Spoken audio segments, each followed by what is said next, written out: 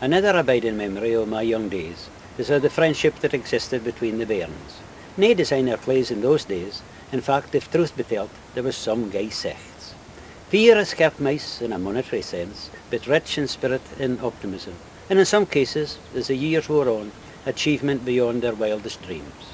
Recollecting this as you listen to Memories of a Cottar Loon. Memories of a Cottar Loon.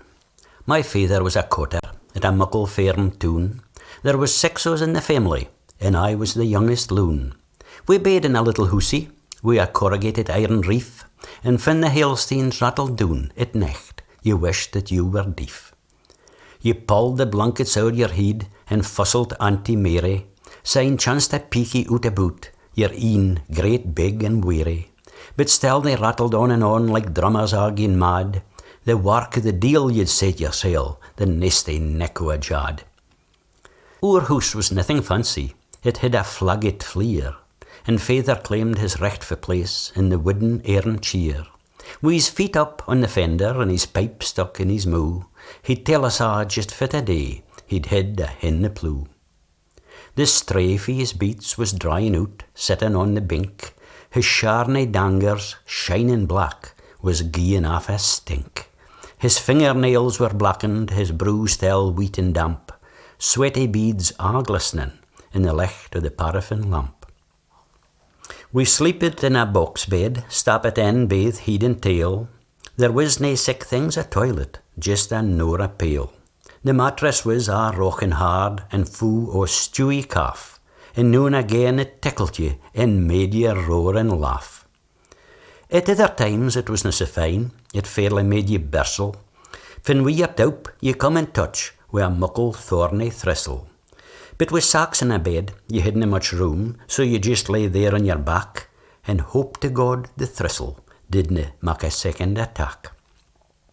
Mither was I kept on the go, fae morning through to dark, baking, knitting, washing, and a different kinds of work. Porridge in the morning, a pot of broth for the next 2 days, making jam and churning, and darning a our clays. Water had to be carried for the spooty down the road, the table, scrubbit senseless, added to her load. The butcher come on a Thursday, when we got a bean for making soup, but her biggest trouble was getting the chuckens back in their coop. For toys we just had Mackie Owens. No, we didn't hae that much. But my pride and joy was my rabbit in its little wooden hutch.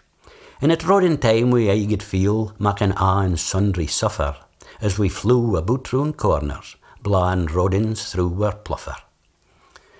The squeal come next, and off we set, taking shortcuts through the park, shouting, "Look, there goes a peasy, and that little ane's a lark." But winter time was different. He'd down against the drift. This squeal idea, if I'd my way, I'd gie it gay short shrift. Saturdays now, I like it best. I get dad a han, to saw the sticks, muck out the hens, or onything that was gone. And Finny was the toonser, I got to hash the neeps, and Sandy handed out of the brush and tell't me to swipe the greeps. But times move on, and bairns grow up and have to flee the nest, out into the world to mak their way, to do their very best. Fae humble hames, just like my ain, there's mony a lad set out, with hopes and plans and dreams, and sometimes een or twa doubts. It says a lot for country folk that so mony see it through, to reach their goals in countries the world o'er. Fae engineers to bobbies, sodgers of the highest rank, teachers and other professions, fae the ministry to the bank.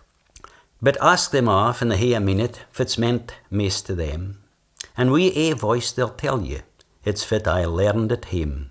So fae the days of poverty and straining at the yoke, these men of the world will never forget to pay homage to their folk.